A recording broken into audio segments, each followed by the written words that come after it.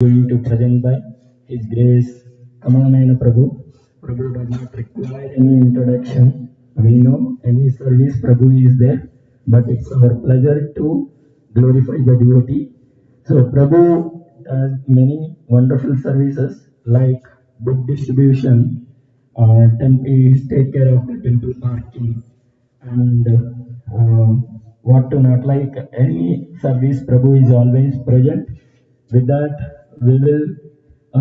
Prabhu also does one more important service, is monthly donor program. So follow up with the devotees to make sure they are like contributing every monthly, who are registered for the monthly contribution. So Prabhu does all wonderful services, many other wonderful services. With that, we will welcome Kamalanaina Prabhu with loudly chanting one time Hare Krishna Mahamantra. Hare Krishna, Krishna Krishna, Hare Hare, Hare Rama, Rama Rama, Hare Hare. Thank you, Prabhu. Over to you. One small request. I know we are already a friend, but how much ever possible, come forward so that whoever comes, they will join at the back. Hare Krishna.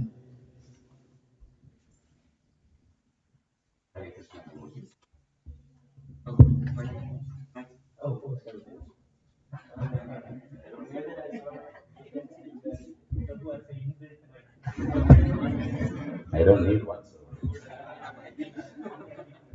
Yeah, online people. Thank you for your kind words, but I'm not qualified for that one. Hare Krishna devotees, thank you everyone for this Sunday morning to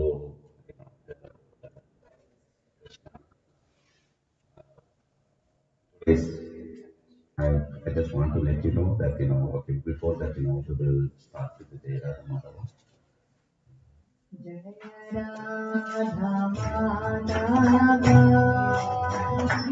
Jaya Sundari Hari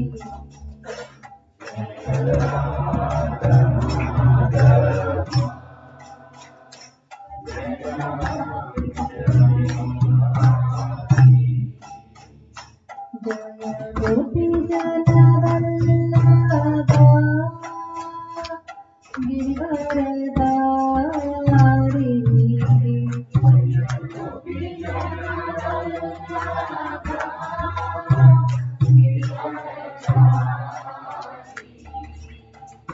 Yashodanandana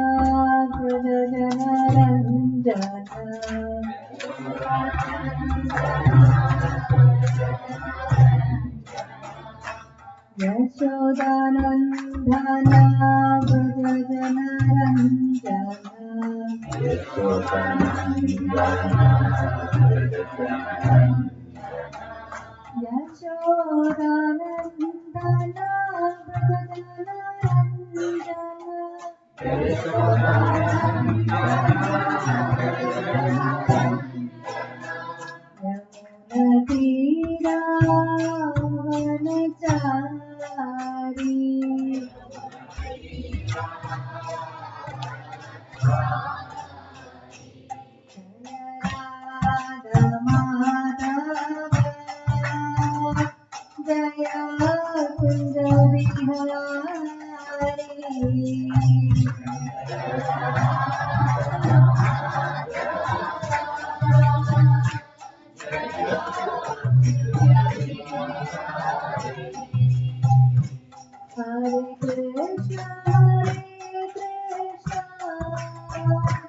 Krishna Krishna Hare Hare Hare Rama Rama Rama Hare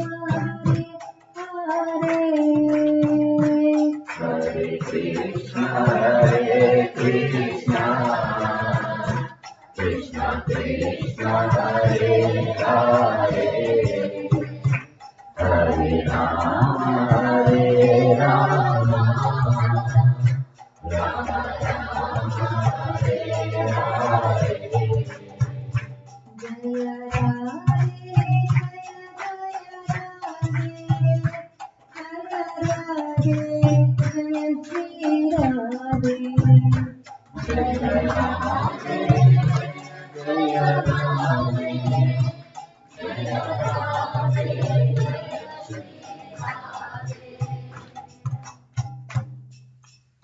Once again, thank you. Please repeat after me. Om Namo Bhagavate Vasudevaya. Om Namo Bhagavate Vasudevaya. Om Namo Bhagavate Vasudevaya. First of all, I would like to thank Satyasara Prabhuji and Jai Subhadra Mataji for giving me this opportunity.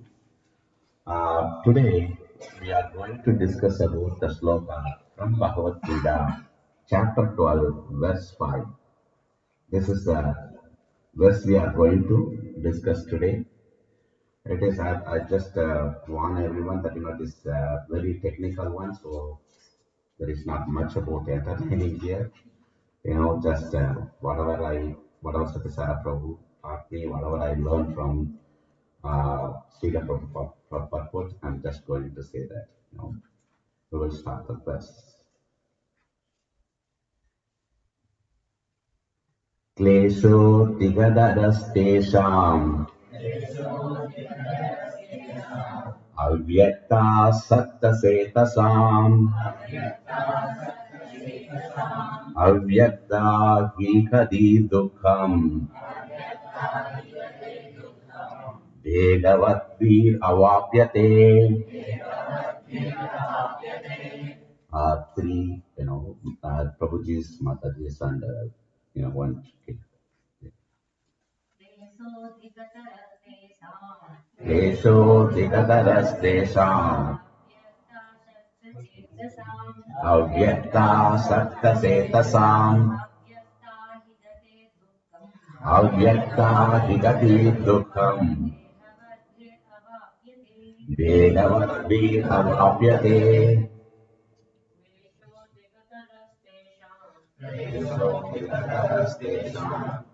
Avyakta Sakta Chetasam Avyakta Saktasetasam Avyakta Higatir Dukkham Avyakta Higati Dukkam Dehavat Phiravapyate. Vedavatvi Avapyate.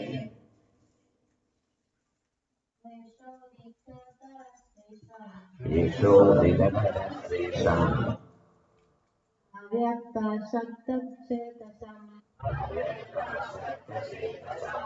Avyakta Higatir Dukkham Avyakta Higati Dukkam Dehavat Phiravapyate. Vedavatvi Avapyate. Translation. For those whose minds are attached to the unmanifested, impersonal feature of the Supreme, advancement is very troublesome.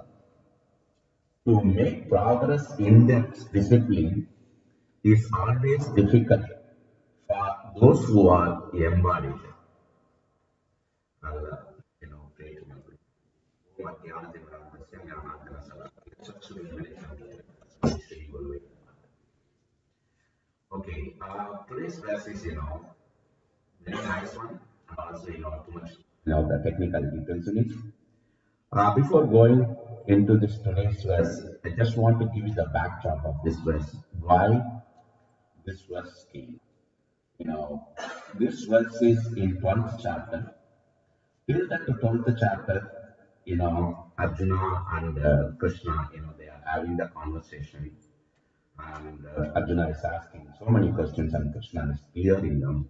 And in the 11th chapter, also the previous chapter, Krishna was showing his universal form and everything. So after seeing everything, then the first verse of this chapter, 12th chapter, this chapter is called the devotional services. In this chapter, the very first verse, Arjuna asked Krishna, okay, you explain to me everything, Ashtanga Yoga, Jnana Yogis, Karma Yogis, and everything. Now you tell me Bhakti Yoga also, because from 6th chapter to 12th chapter, this is the end of the Bhakti Yoga portion. So you tell me now, which are considered to be more perfect? Those who are always properly engaged in your devotional service, which is Bhakti Yoga, or those who worship impersonal Brahman, which is unmanifested. That is Jnana Yoga. So basically, Arjuna is asking the question, which one is best? Bhakti, whether Bhakti Yoga is best or Jnana Yoga is best. Now, Krishna clearly says in the verse 12.2, the next verse, he said, Krishna very Krishna clearly says, those who fix their minds on my personal form and are always engaged in worshipping me with great and transcendental faith are considered by me to be most perfect. So Krishna clearly says, whoever worshipping on my personal form, they are great. Who are they? They are Bhakti Yogis. So Krishna very clearly says that in the second verse, Bhakti Yoga is best. But in the third and fourth verse, Krishna says, he's saying that about the properties of Jnana Yoga. So what are the qualities of Jnana Yoga? And then this fifth yoga comes. So that's the fifth yoga we are going to see today. And so this Jnana Yoga, the Jnana, one more time I read that the translation of that verse 5. For those whose minds are attached to the unmanifested, that means Jnana Yoga people. Jnana Yoga people, they do that, unmanifested. They don't consider any form or anything. Impersonal feature of the Supreme. So for them, the advancement is very troublesome. The progress of the bhakti is very troublesome for them.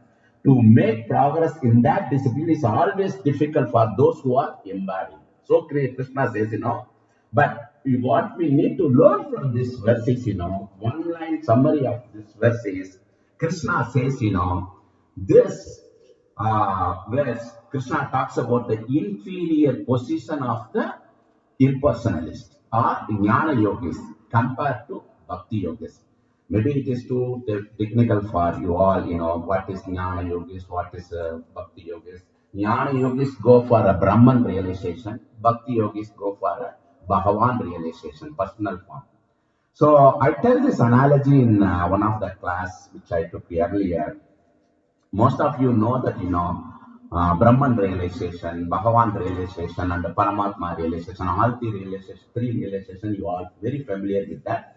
But I will just tell in the layman example so that, those who are not knowing that, they can come to that, same level of understanding. Say for example, Satyasara Prabhuji is giving the class, Zoom class. So when he is giving the Zoom class, Bhagavad Gita class, he is not turning on the video. And he is giving just the class, so you are hearing the audio from only. So Satyasara Prabhuji's, you are hearing that the energy, but nothing but voice is nothing but energy. His energy we are hearing and we are understanding the class. This is same as the Brahman realization. The Brahman realization is nothing but Brahma Jyoti. When you realize the Brahma Jyoti is nothing but what? Supreme Lord's energy only. So when you realize that Brahma Jyoti, then you are realizing Brahman realization. Like how you are hearing the audio form of the class and you are enjoying the class. That's it. This is that. In the Paramatma realization, when you say that, that is called a local realization. That means, Paramatma, Krishna comes and sits in our heart as a super soul, Paramatma. So when you realize you are super soul, then that is Paramatma realization. Even in that same example, Satyasara Prabhu says, now you are sitting in your home and hearing the class. Now he is turning on the video and you are seeing Satyasara Prabhu is in your home, local form. So this is, but Satyasara Prabhu say not same as same Satyasara Prabhu, the original one, but localized form. In the Paramatma realization also, I am seeing super soul as my Paramatma. That is nothing but Shirodakshya Vishnu, the avatar of the another form of Krishna only, but not original the Bhagavan thing. So that's the comparison, the video form is Paramatma realization. That the Bhagavan realization. When you go on, so when attending the Zoom class, I'm saying, when you go and meet Satyasara Prabhu in person, he is giving the same class in person at the temple or at his home. So you go and meet him and seeing him, and you get so much pleasure in it. How? Because you are seeing him face to face, and you are hugging him, you are taking the obeisances from him. So all these things happen, sir. Same, likewise, the Bhagavan realization is, you are reaching Krishna, going there and seeing Krishna as a, face to face, or in the deity form also.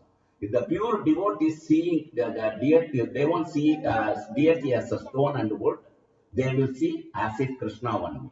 So when they realize but you have to come for that level. That's a pure devotion. That's a highest devotion. So when that devotion comes, that's a Bhagavan realization. So now we are talking about, this verse saying that, consider that this verse, the fifth verse saying that Jnana yogis attain the Brahman realization. That means what? They go realize that the Brahma Jyoti, the energy of Krishna, that the Brahma Jyoti. Brahma Jyoti is one way of realizing it. So that's what Jnana yogis does that. So in this verse, in the 12.5, Krishna says Jnana yogis will attain the transcendental position, that the Brahman realization, but it is very troublesome. That means they are inferior to bhakti yogas, bhakti yogis. Because bhakti yogis, they always see Lord in a personal form. Look at his hands and the beautiful garlands and everything. We are seeing him and we are, mesmerized by that. His beauty. He has six opulences, all those things. So when I see that, I get so much bliss, because his beauty, and also when I hear about his pastimes and everything, I am so attracted to it. But if you think that, without all these things, I am, I need to, realize God by thinking that, only the Jyoti, only the light form. If I just meditate on the light form, then I will also go to the spiritual world. I will realize that. But that is, what Krishna is saying, that is okay. But that is, inferior to bhakti yogi people, because we directly connect with this Krishna. But they are just assuming that, they are looking at the light and assuming that, Krishna, this is whatever it is. This is, I want to go there, I want to go there. But there is no personal connection there. And another important point. So here, Krishna says that, Bhakti yogis are, Jnana yogis are impersonalists, inferior to Bhakti yogis. Inferior in the sense what? Inferior in the sense of material calculation? No. Inferior in the sense, the position of suffering they take. In order to realize that, the Brahma Jyoti as a Krishna or anything, you need to go through a lot of trouble. Because you are not seeing it as a form. Without a form, you are worshipping. Without, think of that, like without any form or anything, I feel that, I will take, I want to tell you this example. When I was doing my college second year, all my friends said, there is a yoga place, we can go there. So there's a yoga place is called the Vedati Maharishi. When I went there, and the very first class, they put the white board, and they put the black dot, and they put some yellow dots also somewhere. And then they asked me to focus on this black dot. Except the black dot, I am focusing on everywhere. Because my mind is there. And then they removed everything. And they asked me to focus on, other than black dot, everything else. But my mind is going to the black dot only. So they are asking me to control my senses. Instead of controlling my senses, if I engage my senses with something else, then I would be a better person. Like here also, they are asking me to, focus on the Brahma Jyoti. You focus on this, you focus on this, you focus on this. But you can't do that. But you need to have proper meditation. You have to have a secular places. It's not that you can involve in a Grahastha life, you can do that. You have to give up everything and you need to restrict all your senses and go to the secular places and read about God more. Then you can realize that. So that's why Krishna says, that is very troublesome part, very difficult part. Krishna is not saying that is not exists. Krishna is saying that kind of realization also exists.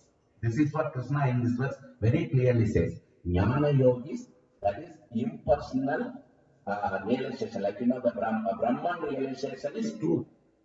It is a valid feature only. It is not, Krishna is not saying that Brahman realization is not exists. But if you do the Brahman realization, that is very troublesome and difficult also. That is what Krishna is saying. So, Jnana Yogi path is very bona fide path only. It's not that we are not saying Jnana Yogis, they are failed or anything. They are. But it is very troublesome because they are focusing on the light form and they are controlling the senses. They don't want to do anything. But we are not doing like that. We are doing everyday activities. I am cooking prasad. Cooking the prasada. It's, I'm involving my senses in cooking the prasada, but instead of cooking for me, I am cooking for Krishna. So I am diverting my senses here. But Jnana yogis, they leave everything.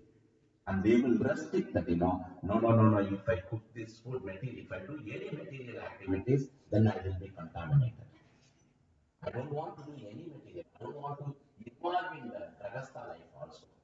I just take the book, I read the Upanishads.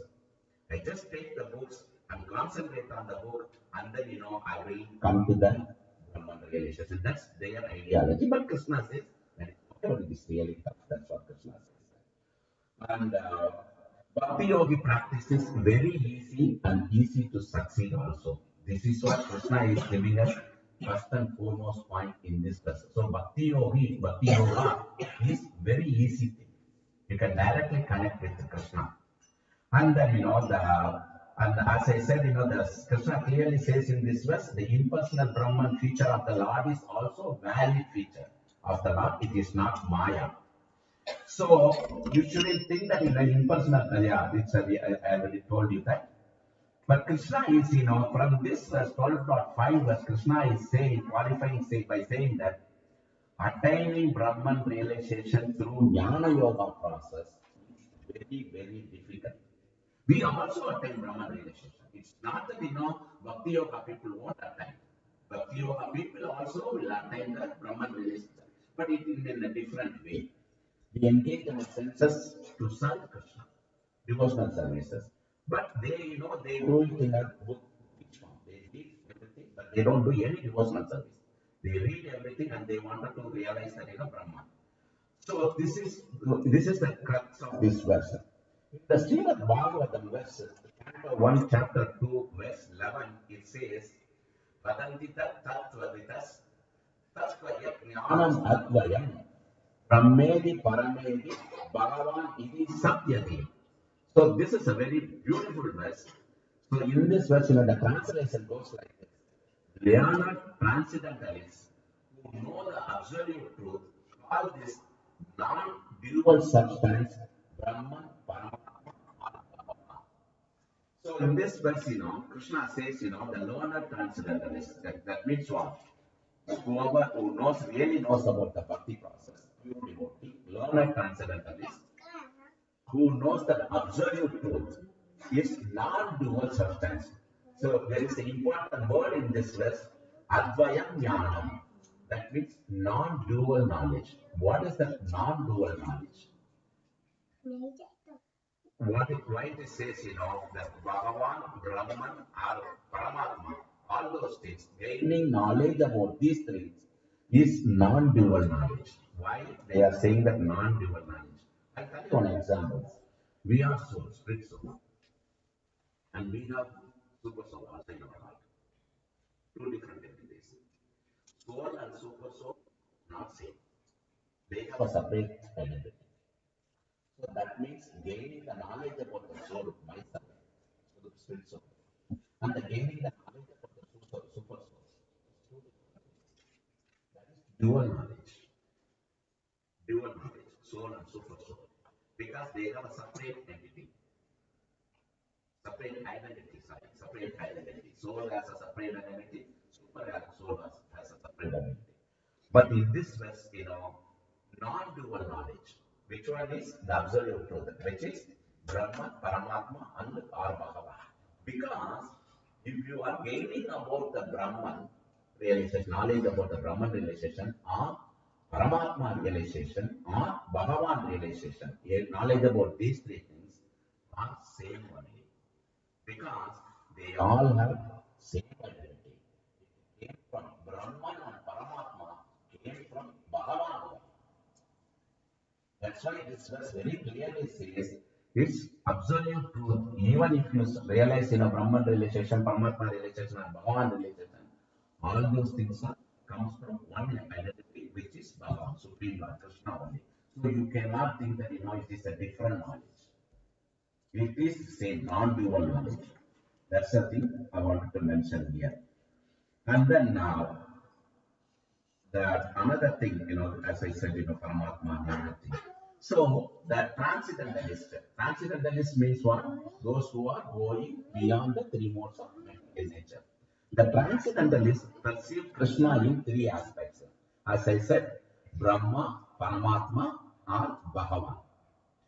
In our Gaudiya Sampradaya, in our Gaudiya Sampradaya, we understand these three aspects: Brahman realization, Paramatma realization, Bhagavan realization. In the material world analogy, as I said, whether you are hearing from the class by audio only, Zoom class, or by seeing Satyara Prabhu in the video, or you are going and attending classes with Satyara Prabhu in person, all three knowledge, we completely learn about them. We detail learning about these three aspects.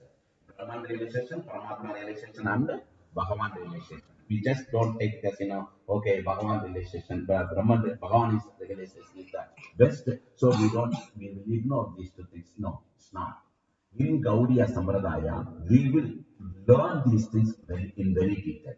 But if you take other Sampradayas, like Sri Sampradaya, Nimbarka, Vishnu Sampradaya, they want these three aspects of the Lord in the detail. How we discuss it. They just, they always think that, Brahman and Bhagavan. They always think, so the Paramatma and the Bhagavan is same one. They don't distinguish that. Not much. Like the way we do. They also agree, but they won't go in detail the other sampradayas.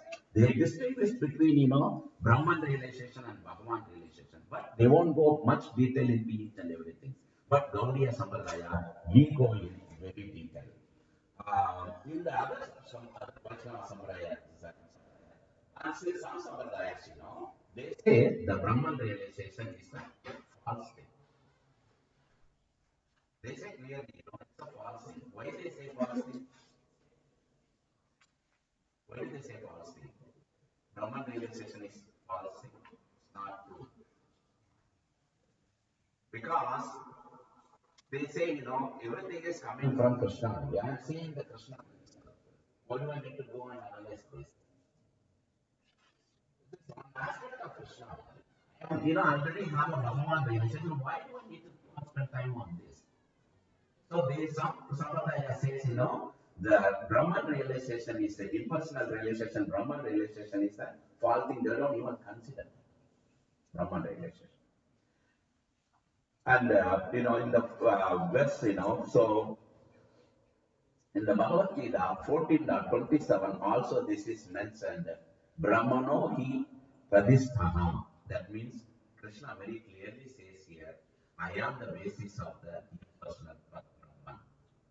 So if in other sampradayas, when they say, like a Brahman realization, we don't care about it, then why Krishna is saying that I am the basis of impersonal Brahman? So there is some value to it. That's right. So Krishna, recognize this personal Brahman realization also. But the constitution of the Brahman is, when I attain the Brahman, Brahman is the first stage of transcendentalist. But transcendentalist means going beyond this material thing.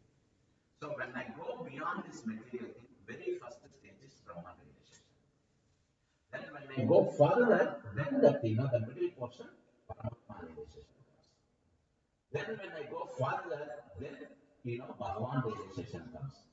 So in our Sampradaya, in Krishna consciousness, we do that in a proper way. There are 9 stages of bhakti. It starts with the Saddha, faith there. Then it goes to, like a sadhu sangha association, then bhajana kriya, everyday chanting. Then you do the, anartha nivritti, remove all your anarthas. If you have a ego, pride, jealous, or anger, and everything, all your you should remove that in the 4th stage, anartha nivritti stage. Then you fix your mind on Krishna. That is the Nistha stage. When you reach this Nistha stage, that means that is you are nearing to the Brahman realization. Once this till this portion, that till Anartha Nivritti and also Nistha, these are all Vaidika Bhakti. Vaidika Bhakti means we are following some rules and regulations and realizing God. Every day morning we are chanting, we are waking up, but we are following the 4 regulated principles. All these things we are doing as per the rules and regulations we are following. So you go to till this stage, Nistha stage, all these things. But when you move to the next stage, which is stage, that's where your Paramatma started talking to you. That's where the Paramatma realization slowly comes. So now you are in Paramatma realization, that the 5th stage. What is that? Ruchi. Then after Ruchi, Asakti. Then Asakti means completely attached with the Krishna, or other things. Then again that the other things are there.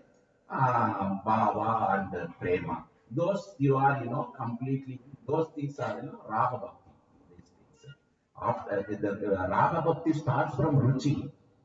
Till that Raga Bhakti, you are in Vaidika Bhakti because you need to follow certain rules and regulations to realize God. Otherwise, you cannot. But when you reach this Ruchi, that means you got your own taste about God. You have already developed that taste. You are tasting. You don't need someone need to tell you that the chanting or anything. You just wake up on your own and do the chanting. Because you are always in Krishna conscious mode. See, this is where Raga Bhakti starts. So the Ragabhakti goes, and then Ragabhakti, the end of the Ragabhakti, in the Ragabhakti stage itself, you will realize your Paramatma, inside Paramatma. And then it goes to the Bhava and then the Prema. That's where you realize that Bhagavan love, having love for Krishna.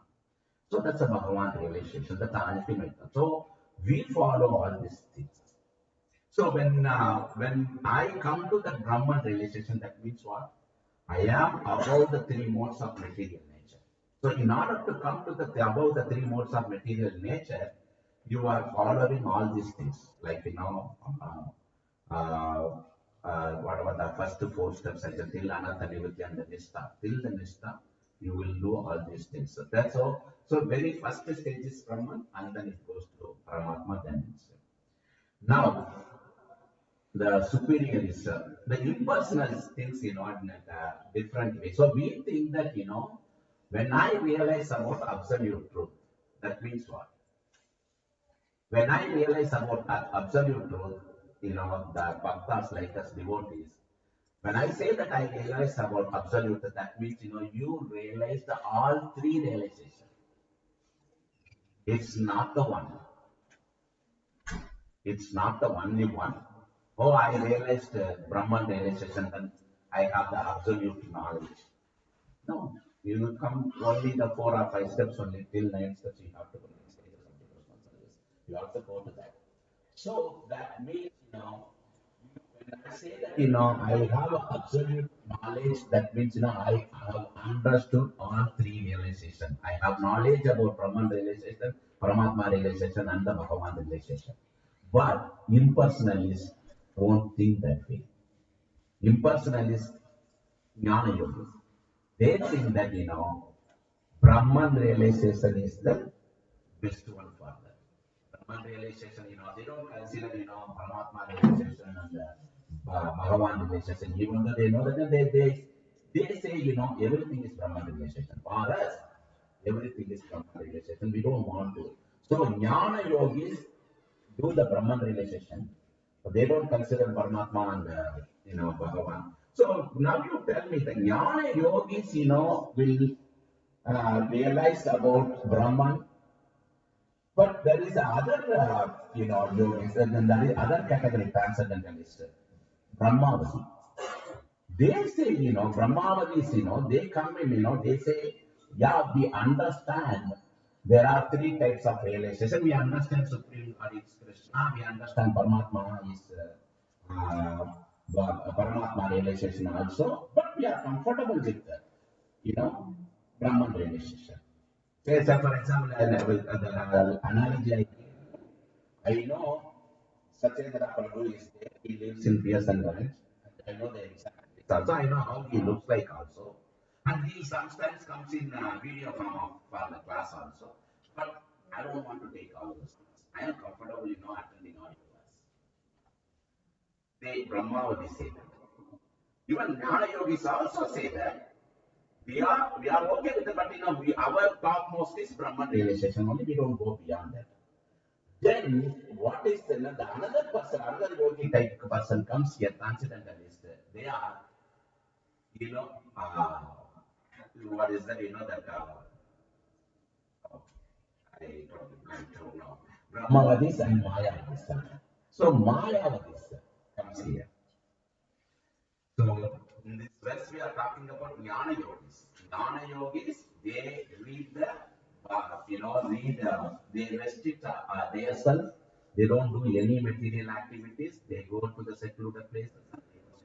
They, read the Upanishads and everything, and then they realize Brahman realization, the Jyoti, light kind of thing. That they are saying that is the because they merge with that. But Mayavadis also did the same thing, and they also merge with the true one. The difference between the Mayavadis and Brahmavadis, the Mayavadis and the Jnana Yogi, impersonal realization is, Mayavadis also merge into Brahman, but they say after merging into Brahman, they become God. Everybody is one. They don't have a separate entity, identity. When I merge with Brahma, the Brahma Yogi, I will also become God. So I don't have a separate identity for myself and God. Because I become God type. This is the Maya. But the impersonal realization, the Jnana yogis, they also attain a Brahman realization, but they won't say that, we will become God. Still, we maintain our identity as a separate identity. Yes, of course, I merge with Brahman, but my identity is still Jiva only. Brahman is supreme identity. They don't mix with each other. But Mayavadis, they say, after merging there is no separate identity. One, I will also become one. That's the difference between the Mayavadis and the impersonalist, Brahman relation, impersonalist, Mayavadis and the Jnana yogis. Mayavadis and the Jnana yogis. That's a very important thing you need to understand. That's the reason Krishna talks about Jnana yogis here, not about the Mayavadis. We never become God.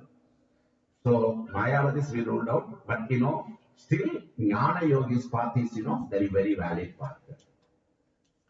And then yeah, some like because some people they attract with the Brahman realization or Paramatma realization. You take an example. He was born to a great bhakti yogi person. Vyasadeva is, worshipping Lord in natural, personal form only. But Sukadeva Goswami is his son, but he still wants to, he is still attracted to the, Brahman realization and the things. But after reading the Srimad Bhagavatam, he became, personal, bhakti yogis, personal form realization, not the impersonalist, personalist. So after reading the Bhagavatam, Srimad Bhagavatam, Sukadeva Goswami come into this Bhagavan realization.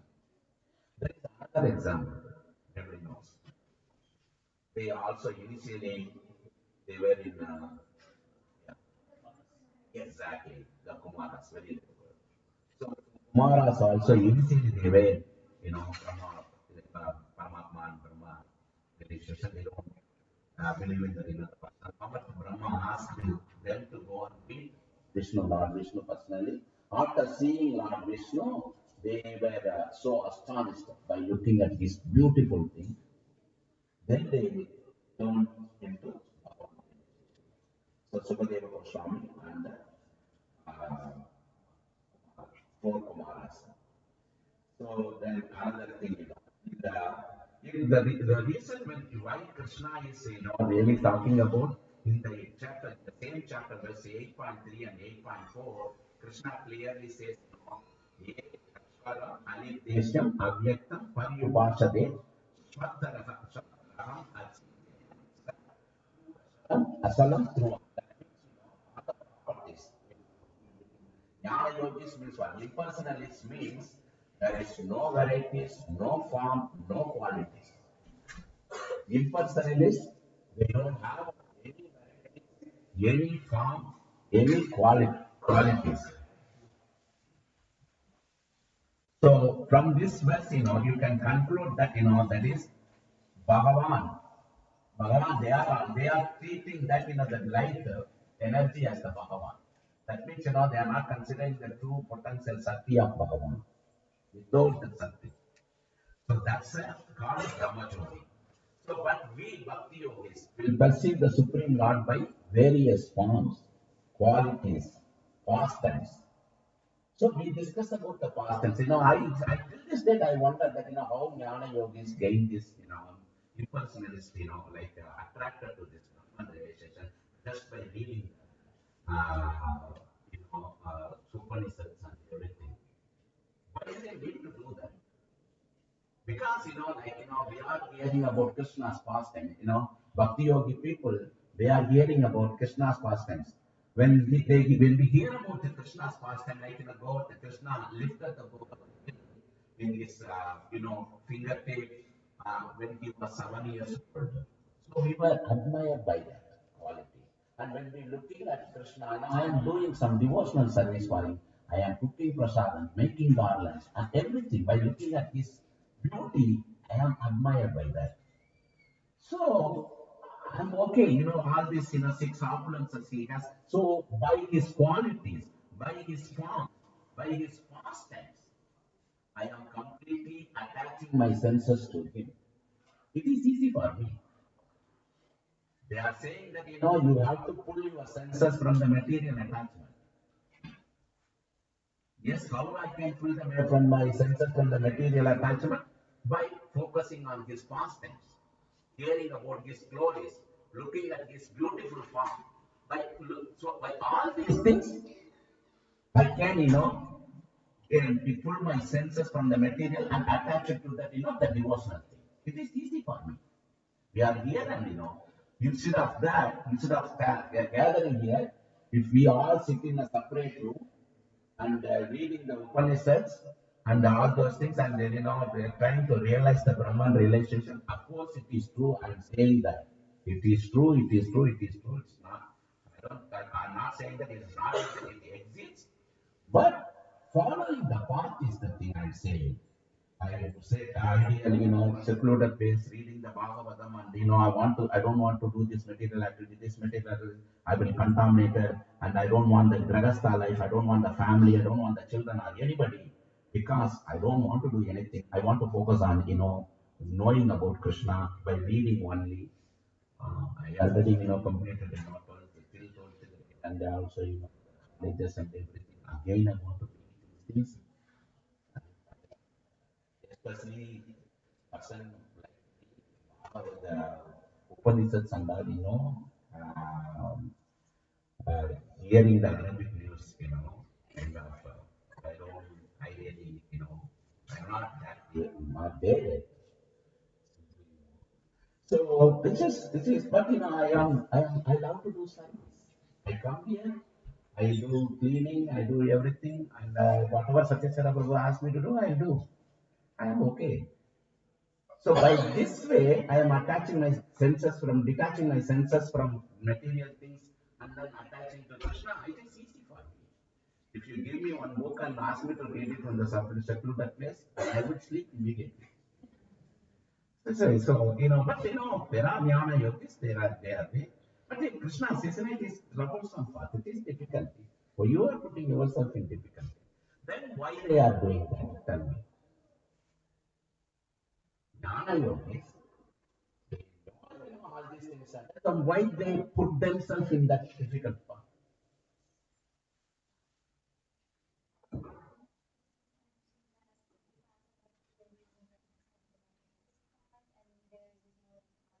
Exactly. More knowledge, opinion based, lack of faith, very nice. Everything is nice. Because they are frustrated with this material life. That's the only thing. I don't want to deal with this material life. That Krishna conscious process says, okay, by doing these material activities, you can grow in spiritual. No, cooking, all those things. I am driving car to come to temple. I'm doing the same driving only. For now, spiritual is not, I'm not doing any spiritual driving or material driving. It's the same driving only, but I come to temple and I spiritually advance. But they are, frustrated. Satyara Prabhu gave this example. It's a nice example. Assume that, one family man, he is going to work and his boss is giving a lot of trouble for him. He is, whatever he does good and his boss is not recognizing. So he is very much frustrated with that. So when at that time what he wants to do, and he comes home, his wife and kids are there, but what he wants to do, he wants to be alone because my manager gave me so much trouble. I don't want anybody to come near to me. This is exactly my father also there. When he comes from work, no one goes near to him. He's so tense. We will take some time. We will take some time to come to the normal. So my mom will go and give water, and we also go and hide. And then after some times he comes back to normal. So, but this jnana yogis, they are frustrated with this, material life. So they don't want anybody to come nearer to them. They want to be alone. So they go and relax alone, and they want whatever they want to do, they do. But do you think that will it work for a long time? After some time, this is Brahman realization, going alone and doing that. After some time, he will think that I'm feeling hungry now. What shall I do? What my wife cooked. Then he goes there and he calls children, okay, come to the table, we are eating. Then he is eating the prasad. With a distance only, not personal thing. They are eating. After this is Paramatma realization. Then after that, then he is slowly involving with the kids. You said you wanted to go to Karate, you said did it go well and you won any prize. And his son says, yeah, I won the first prize and I wish to you. Then his father enjoying and he is taking him and putting him on his shoulder and doing all these personal things. That's a Bhagavan relationship. So, but the thing Jnana Yogis, they don't want to do all these other things. They want to be alone also because they are frustrated with this material world. I don't want to deal with this material world. I want to go alone and leave me alone. That's the thing. That's a Brahman realization. So uh, this is what this thing says. Okay, can I go 10 more minutes for food? So, because we started late, I guess. So the Jnana Yoga is, the Jnana Yoga means, destroying karma, destroying ignorance and destroying false ego.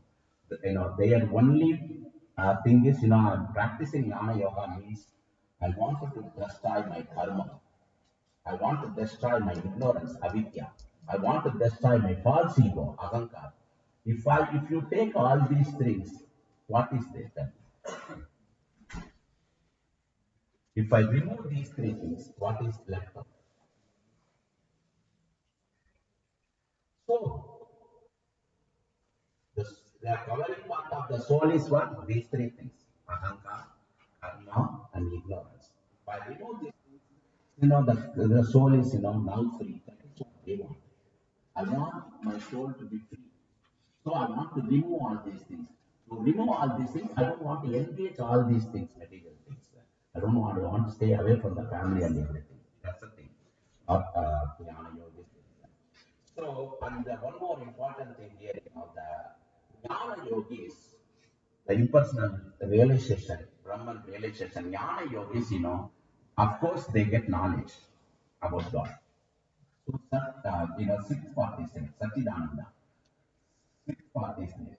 And when they realize Brahman realization, they also go to spiritual world, transcend. That means they are also eternal. So two things are there, but they don't have ananda. How do you get the ananda?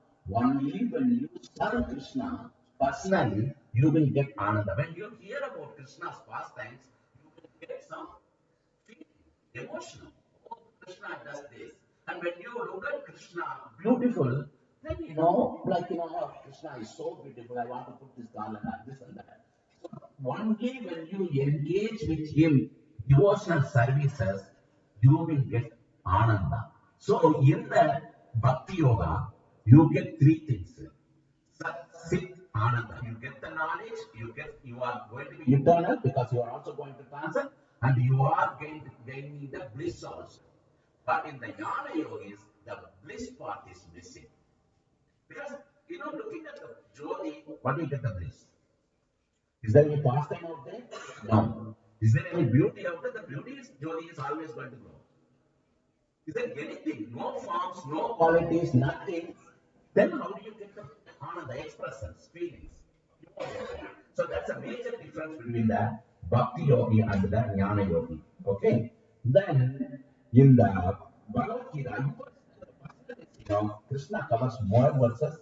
The chapter 9, verse 34, Krishna says, you all know this verse, Manmana Bhava Bhakto, Madhyajiyan Ma Namaskuru, Ma Evaishtashi, Vaivam, Arpanam Ma Parayanaka. So what it says, engage your mind always in thinking of me, become my devotee, offer obeisances to me, and worship me.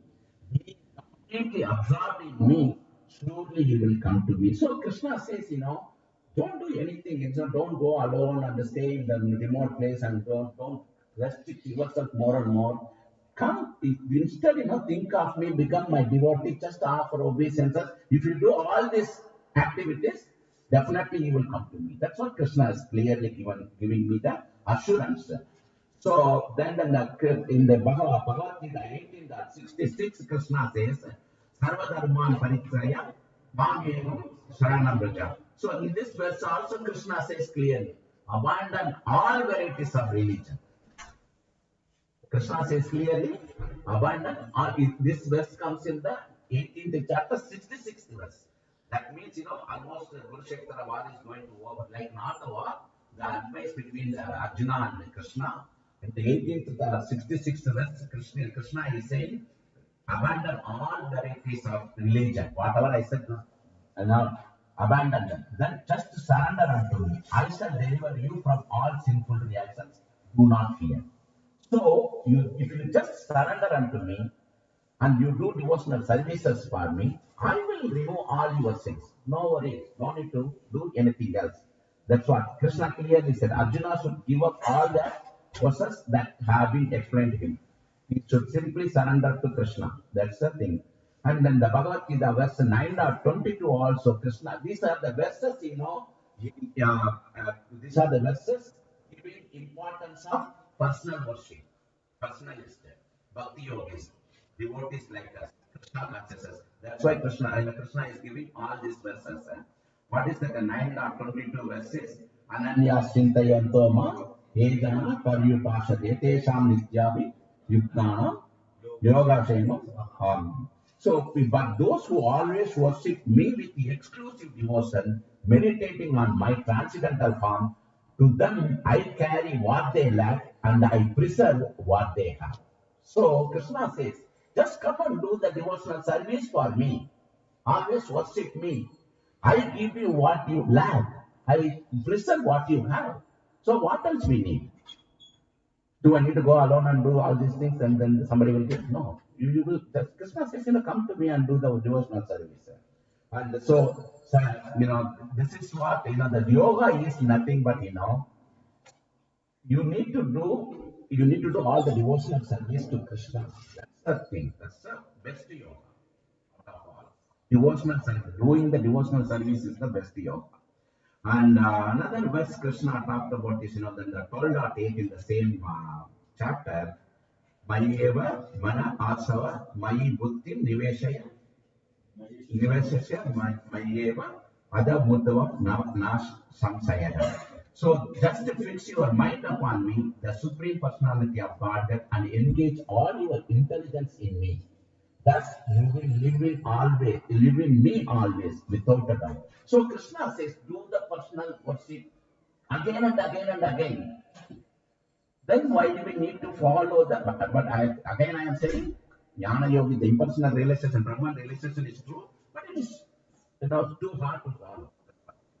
So one who is engaged in Lord's devotional service lives in a direct relationship with the Supreme Lord. So there is no doubt about that his position is transcendental from very beginning.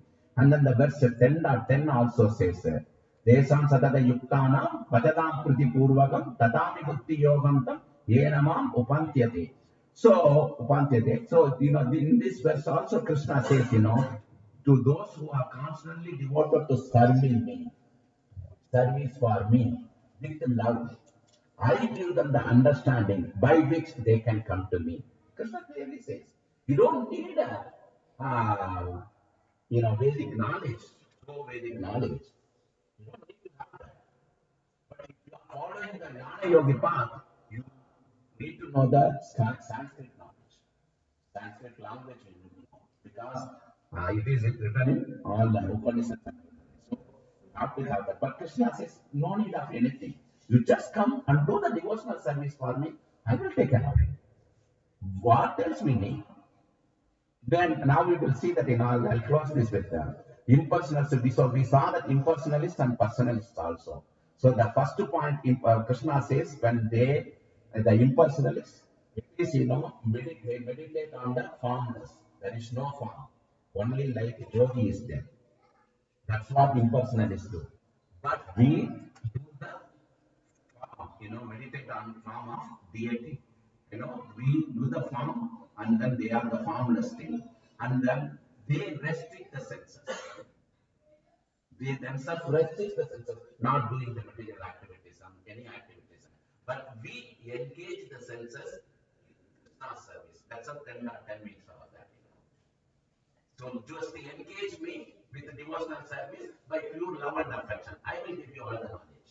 So we engage the senses towards Krishna, but they want to pull the senses from everything. Restrict the senses. And then the third point is, Brahman. So if you are realizing Brahman, you are realizing through these three things.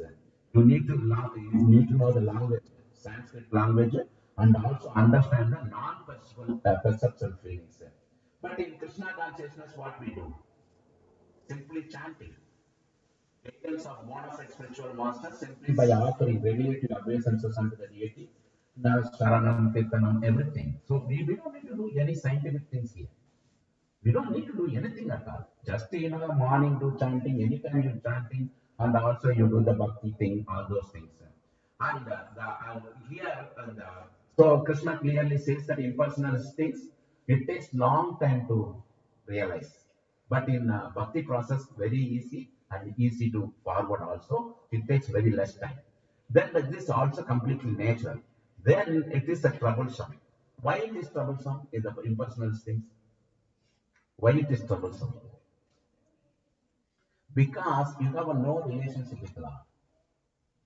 If you don't have a relationship, then you will have a definitely troublesome. You will not be understand completely. Then and also this point is you are no one is there to help you. You are going and sitting alone and reading the Upanishads and everything, all those things. No spiritual master, but here the spiritual master is there. Who is there? Guru is there, and he is guiding us what activity we need to do. The morning, evening, everything. So we get the help from Krishna as a Chaitya Guru, and also Guru, our Guru. So if we follow our Guru's instruction, we attain the Brahman realization, Paramatma realization, and everything. So these are the major, differences in this. And I will, okay, okay, yeah. So I will close this with this verse. Srimad Bhagavatam 3.9, Canto 3, Chapter 9, 38 verse. Yat Shagadanga Mat Sotram Mat Kadapi Yodankitam Yatva Tapasi Te Nishta Sa Esamat Anugraha. So in this verse, Krishna clearly says, O Brahma, the prayers that you have chanted praising the glories of my transcendental activities, the penances you have undertaken to understand me, and your firm faith in me, all these are to be considered by my causeless mercy. So Krishna says, Brahma, you are glorifying me by prayers and everything. But don't think that, it is all you are doing it. I am giving the mercy to do. So when we do devotional service, we should not think that, we have every knowledge and everything. But Krishna is giving us a mercy by Chaitya Guru or through spiritual master. So Krishna is giving us mercy. So when we do that, any devotional service, we need to, what we need to have? The one thing, volunteer endeavor. That's all we need to have. When Satyasara Prabhu asks us to do something, then we should say, yes, I can. That's a simple thing. Then we will progressively grow. Otherwise, it is tougher. So I will end with this one thing. So the real test in bhakti is when we are all doing the bhakti. When we are, really doing the bhakti, when we are really doing the bhakti.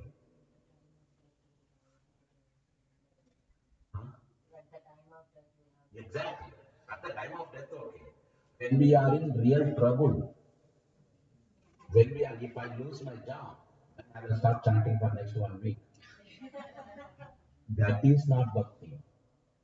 That is really not bhakti. That real test in bhakti is, when things are not going right, you still follow the words of Guru and the Krishna. This is the real test of bhakti. If I do that, then I am progressing in bhakti. Otherwise, I am not. I'm sorry, 10 minutes more. I know I already said that it is a technical verse. If I made any mistake, please forgive me. Any questions?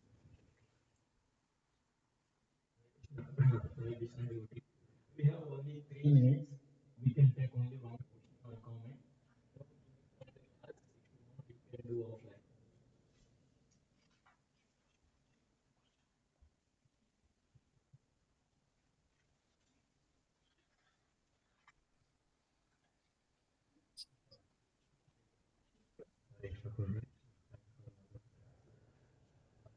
So, if the Jnana Yogis are they typically sannyasis or do they have gurus?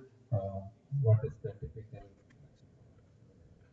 They are sannyasis kind of. They don't involved with any other family life, those things. They are kind of sannyasis. But they restrict themselves, not associating with anyone. Of course, they also have a guru, but directly not Krishna is helping them. When we go to Krishna as a bhakti yogi, Krishna is coming and helping. In one verse also it says that if you put a Srila Prabhupada says that if you go one step forward toward Krishna, Krishna comes 10 steps back. So when you chant, when you glorify Him, hear about all his pastimes and everything, Krishna is happy. And Krishna is trying to help us either within or without. Within means as a Paramatma, he will come and help. Also as a Chaitanya. External without means as a Siksha Guru, Diksha Guru, and with them, he will come and help. But over there, it's not that, just reading and trying to understand. Very quick question. This is a huge project. You want to establish and build a beautiful temple here, correct? So at what point is the fine line of praying for Krishna for the facilities to execute such a service? Because we need so much in order to turn this into a beautiful temple. So I was thinking, do we pray for prosperity? Do we pray for facility to serve Krishna? Do we just depend upon him since he's in control of everything? Something like that. I think we already did the last couple of weeks back we did the nursing. So that Lord Narasimha will remove all our obstacles. That's what we did the puja. That's already done everything? But we are continuously, that's what we are every day chanting also. We are doing the chanting, to include, the Krishna's house should be built in a great manner. Maybe Satyasara Prabhu can help you. So, Prabhu, that's a beautiful question. The building a temple for Krishna or house for Radha Krishna is our life goal for all of us. So it is a lifelong tapasya, I would say. So we have to pray every moment. Every moment we have to pray that Srila Prabhupada, please enable us, Guru Parampara, please enable us so that we can build a beautiful temple for Sri Radha and Krishna, and so that the generations to come for 100 years, the Lordships can be worshipped and glorified. Of course, perpetually it will continue. It's Nitya Seva. So I think that should be the prayer for each and every one of us, every moment. And that's why we are here to glorify the Lord. Satatam Kirtayanto Mam. Yatantashta Vidavataha. So with the determination, sincere desire of the heart. I mean, I always say this, temples are not built with brick and mortar. It's built with the devotion of the hearts of the devotees.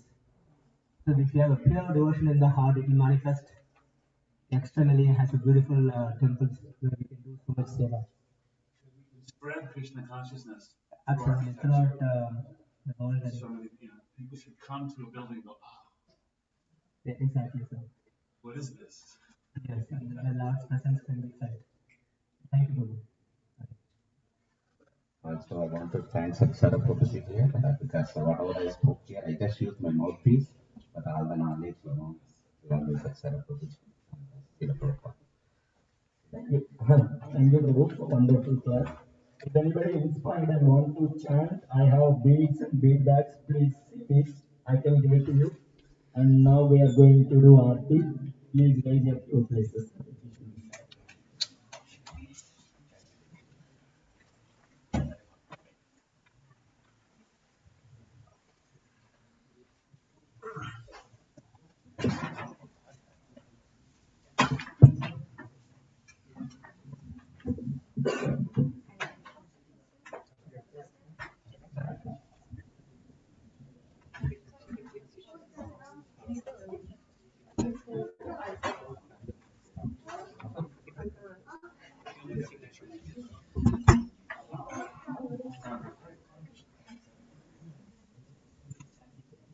All Prabhu, please chant from this side.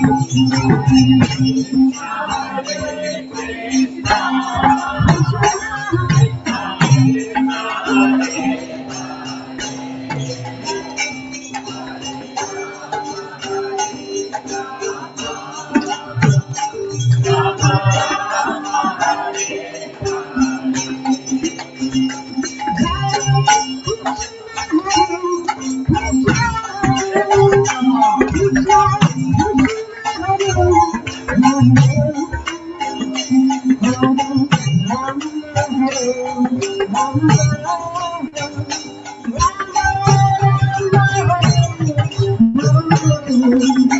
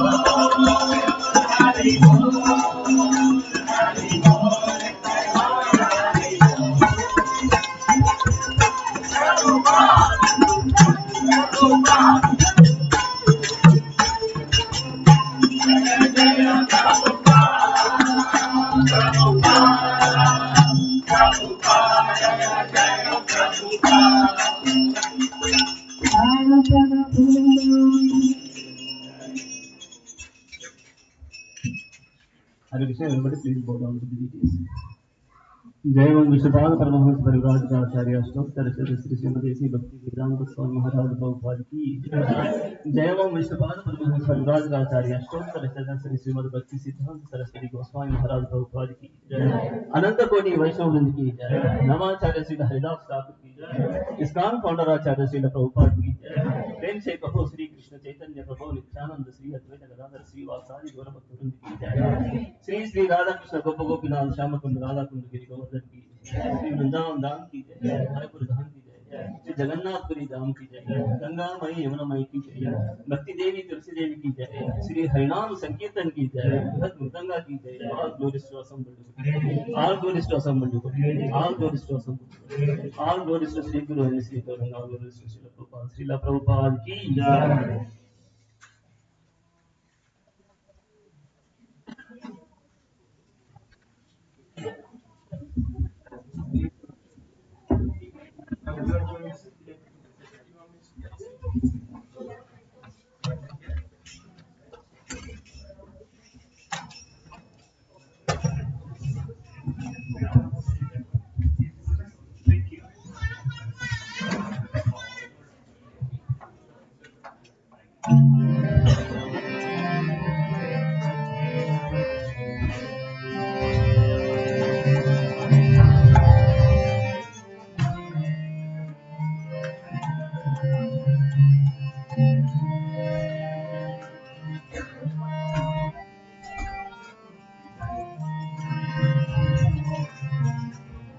So as we heard in the class, we need to pray the Neshama. So everyone sing with your heart.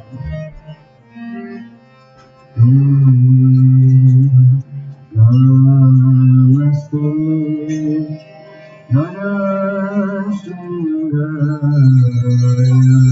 everyone. Namaste,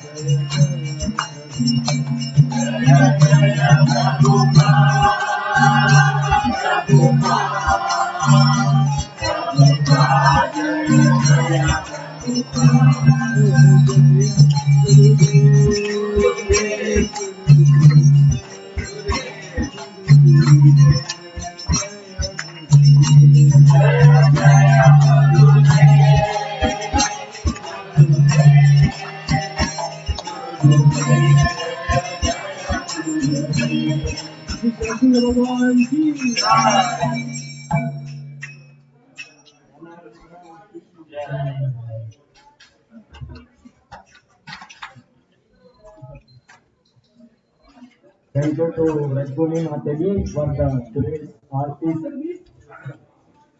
Sorry to edit my voice today. Thank you, Kimberly, for the application. Thank you, Kirtan, for the Narasimha Arati. Thank you.